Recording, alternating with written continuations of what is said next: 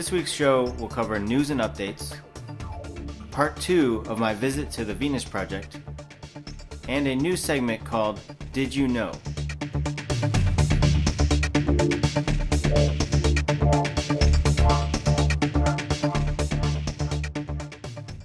For news and updates this week, we have two things. First is show formats, this show. This all started in TeamSpeak about 2 years ago, and it was all audio-based. No video, no effects, nothing like that. And we were getting 50 to 100 and even sometimes 300 listens per week. Pretty good. But 1 year later, we were able to move this whole thing to the Google Hangouts, which was then live streamed to YouTube. And immediately we got 1,000 views, which is a huge improvement, tenfold improvement increase. Later on, we got 1,500 views on a weekly basis, and now we're up to closer to 2,000 views per week, which is obviously an improvement. Even last week's show is already at 2,500 views, so we're working on it. And as you can tell by this show, I'm constantly changing the formats, I'm constantly testing new things out, and a lot of the effects you'll see in this show are going to be similar to one of the 4 formats that I want to move this show towards. Alright, so the 4 formats of the shows, obviously Jacques and Roxanne, when they're able to come on, we want to host them. And also the panelists, the Google Hangouts, where you have panelists talk about a specific topic within the resource-based economy or the Venus Project. The second format is the POC Q&A, and you'll see that one time per month. It's the first Sunday of each month is when they put on their POC Q&A. And that is done by a Google moderator, where the community asks questions and the POCs are getting a very good practice at answering them, and obviously the people are getting the responses. The third format of a show is a specific educational video, and that's going to be on behaviorism, scaling, perspective, accurate history, and I'll list some more in the description. And the last one is something similar that you see right here, and that is RBE News, and I want to get a green screen. I want to use a better camera. We need updated camera, we need green screen, we need lights. We have some software that can take care of it. We probably need a much better computer to handle these types of things. So those are the 4 formats. The panelists, or Jacques and Roxanne, is one show. POC Q&As, every first Sunday of the month. Educational video, one time per month. That's on behaviorism, or something like that. And then finally RBE News, and that's a full news style format that this one, I would say is about 70% close to that. Each show format needs researchers, scriptwriters, editors, correspondents, and more. If you're interested, please email admin@thevenusproject.com or contact me directly through Skype at shawn.hodgins1. Both of those will be in the description below this video. The other news we have is the new Twitter campaign to get Larry King Live to host Jacques and Roxanne on their show. Jacques was on a few times in the 1970s and has not been on since. So let's get him on.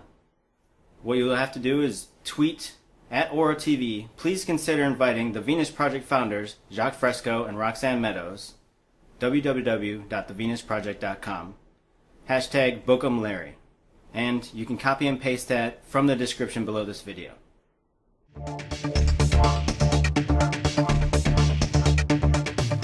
Well, when you study medicine, they send you to a separate environment. You don't bring your parents there. Say, I don't want my daughter doing surgery. A surgeon learns to do surgery. Yeah. An architect learns to build houses. An engineer learns to build bridges. He learns the formulas necessary to put things together.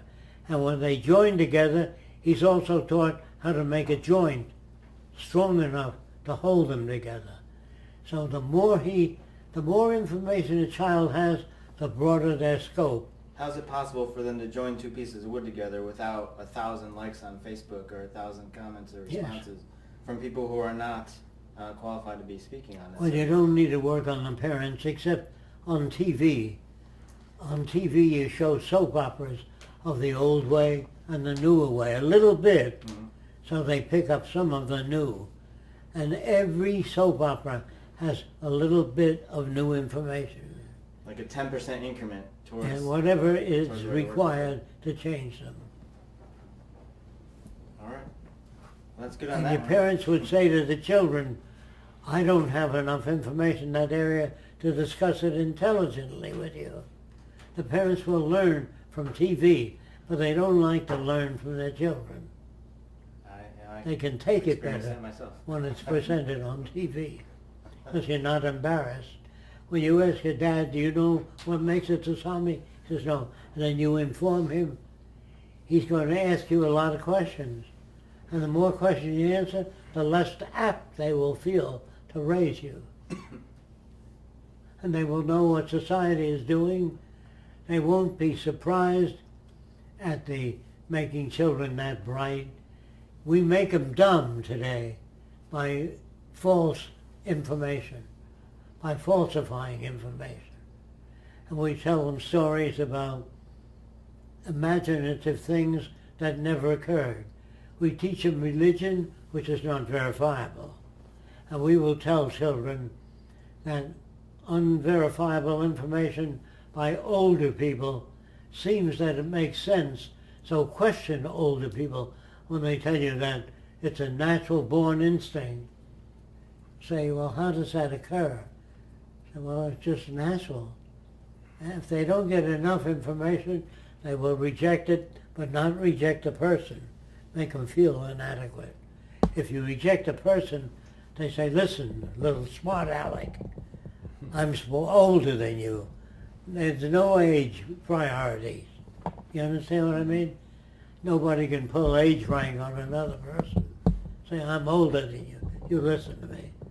I've been exposed to medicine, or I've been exposed to geometry, or I haven't been exposed to it.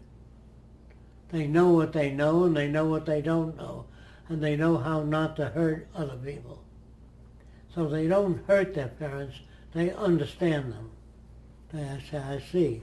When Dad comes off with irrelevant information, they say, that's very interesting. They don't hurt the person.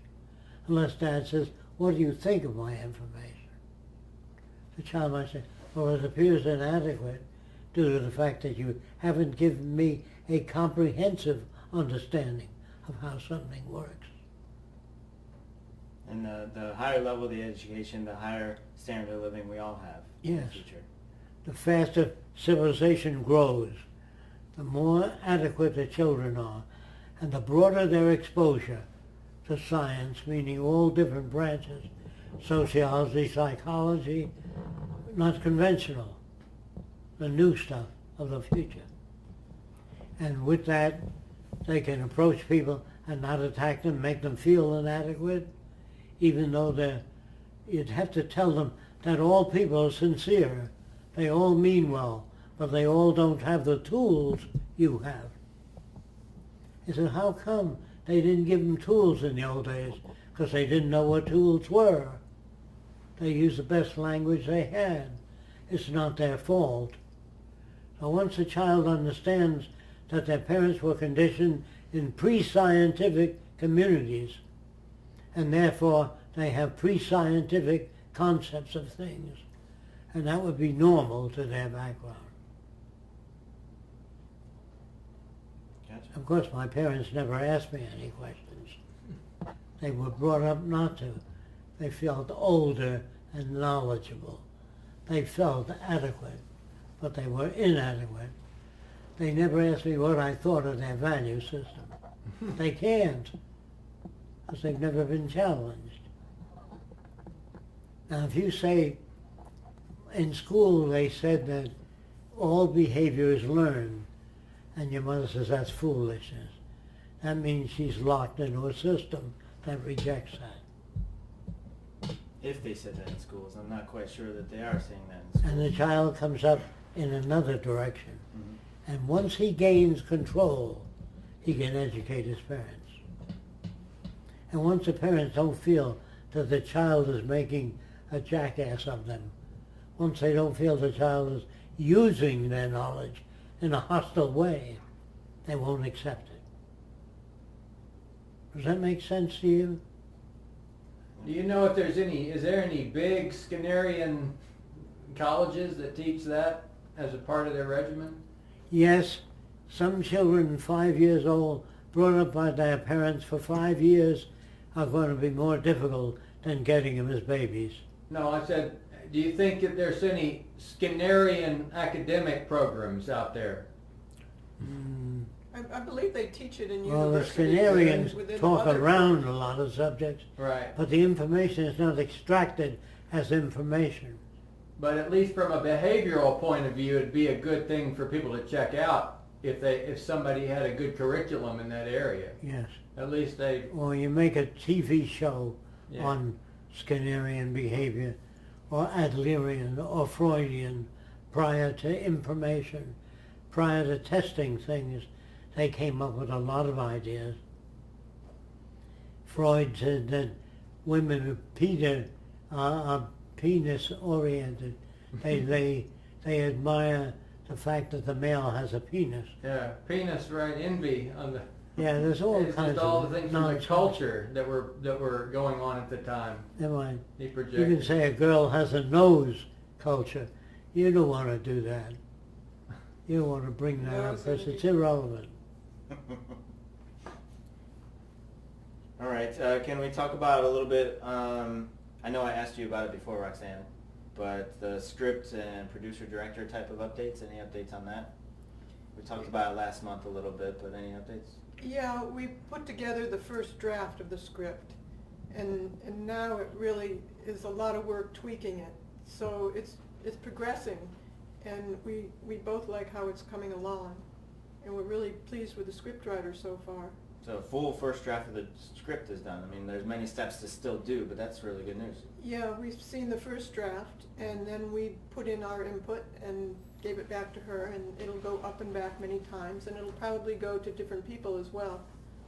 Fantastic. But it's coming along, yeah. All right.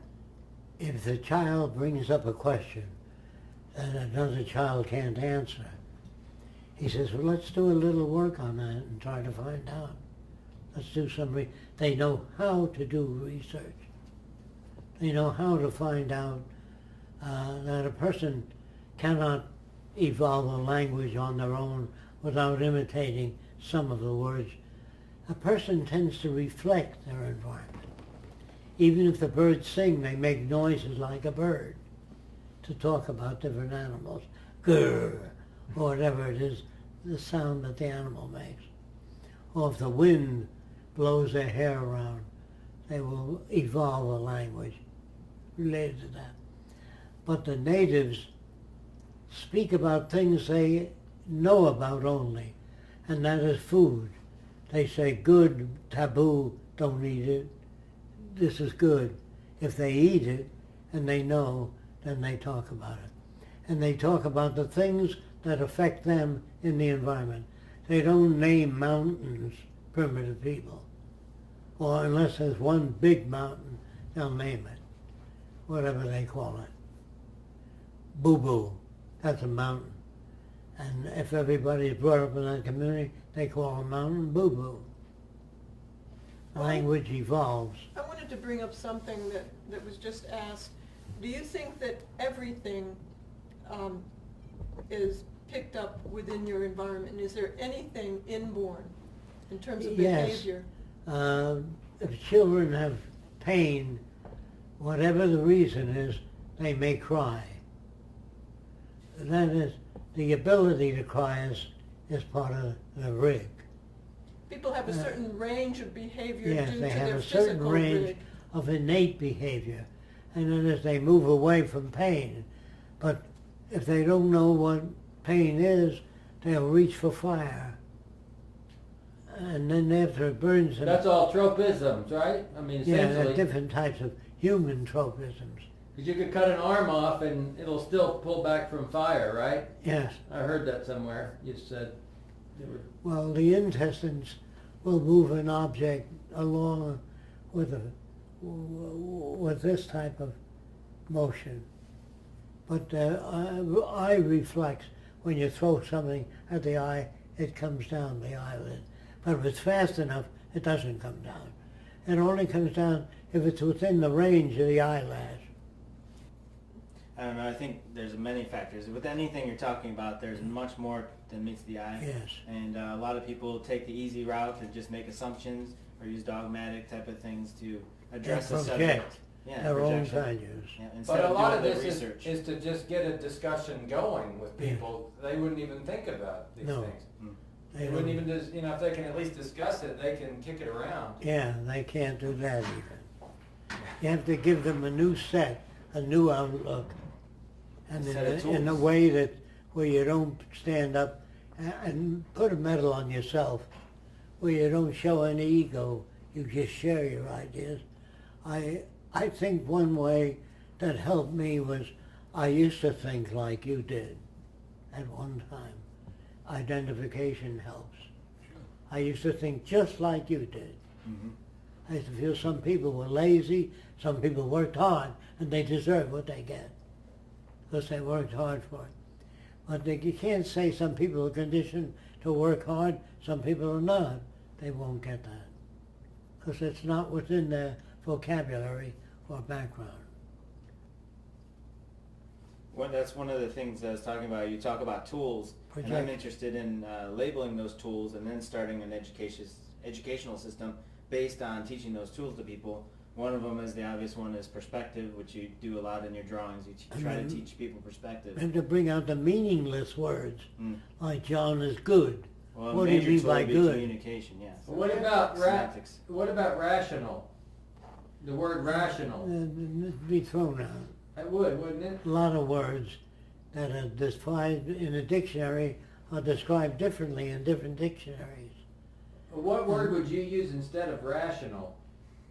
The person tested something, Yeah. put it to test, and found out that a propeller this size does not pull an airplane.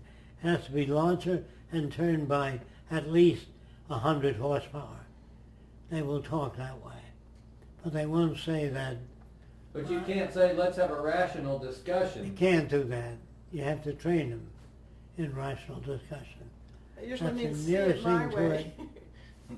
The nearest thing to teach people is how pulley wheels reduce the weight of an object. You have to pull this 10 times to move a heavy object 1 foot. You have to pull the rope many times. There was a guy, have you been to Coral Castle? Yes, Have you heard all the stuff they say about how Oh, he yeah. moved it around? yes. And people come here, and they also are going to go. A lot of people that come to the tours, because they fly into Miami, so they want to do something unusual in the area. They go there, and they buy into that shit that he somehow levitated these big stones. Yeah. Like, come Just on. say I don't know how he does it. But when you But- do pulleys and things, and you just show them books like No. about the pyramids, Yeah, how they you did that. show them a lot of stuff. You have to educate them over again, just like a new language. Well, that's one of the tools I was talking about, or a prerequisite to understanding things would be Yes. an accurate history. Show Of movies humans. of what the guy's talking about, so kids don't imagine something else. Okay. I mean, specifically, you're talking about slavery. If people knew more specifically the roots of actual slavery, they might be a little bit, have a different attitude on it. That's where automation comes in. Hmm. You don't need human slaves. Yeah. Automated slaves, a phonograph record will play a record, a phonograph. If you wind it up or plug it in, it'll play that record. It doesn't argue with you. It doesn't say you heard it 3 times already. It doesn't get angry no matter how many times. And if you drop the needle on the record hard, the record doesn't say ouch. It doesn't respond to you. So people can get very crude with things. What do you think about the concept that we've actually never gotten rid of slavery? We've simply moved it from one position to another, one Very race to good. another, and now we're moving it to robots and automation. What's your and definition cyber- of slavery? See, you're going to Yeah. come into a definition Okay. problem. Yeah.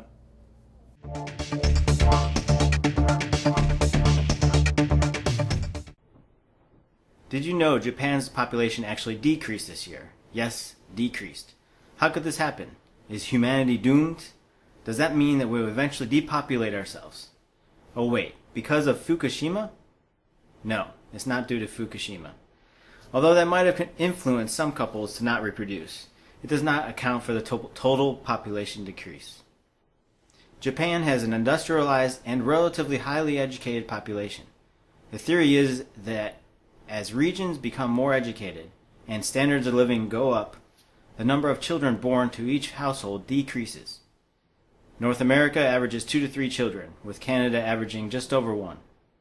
The Middle East averages 3 to 4 children, and Africa averages 5 to 6 children. Now, quick math shows that if you have 2 humans and they create an average of 2 humans, then population will not increase or decrease. Actually, that's not correct. Using that scenario of 2 children per couple, population will still tend to decrease due to child mortality and adult deaths. What you notice in the situations of North America, the Middle East, and Africa is that North America has more overall education and higher standards of living. Lower birth rates follow this trend. There's one thing I forgot to mention. By far the highest contributor to lower birth rates is educated and free women. Unfortunately, many countries still subjugate women, treat them as lesser humans, and in some places they physically mutilate women due to cultural norms. It is no wonder that in Africa, where women are arguably the least educated and most abused, that there is the highest birth rate in the world. This is a direct example of the root cause of many global problems: lack of education and blind adherence to outdated social norms.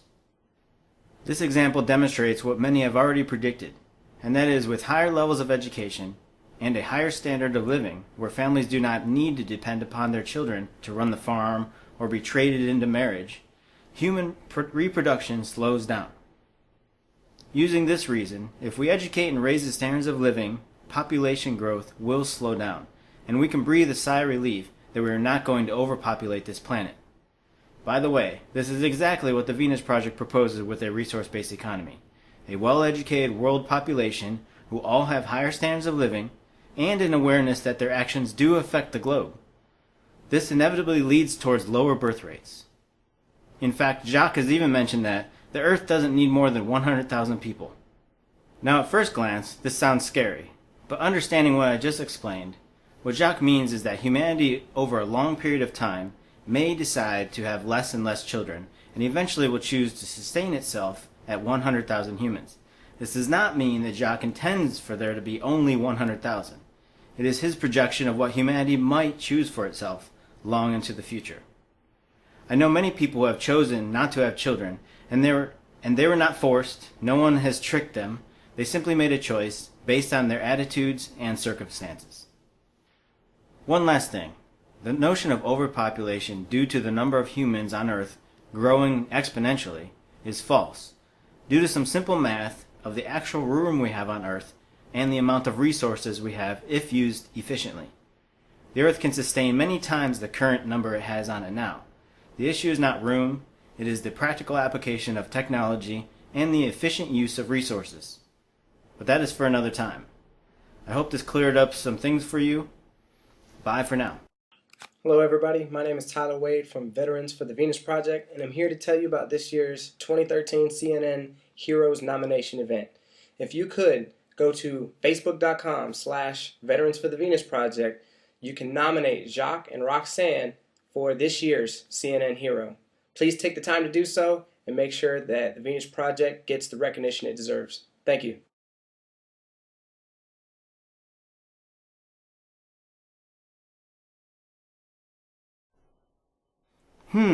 Something look wrong here? Over here, maybe? I don't know what it is. We need help. If you want to help us out, email admin@thevenusproject.com or find me on Skype, Shawn.Hodgins1. Thanks a lot.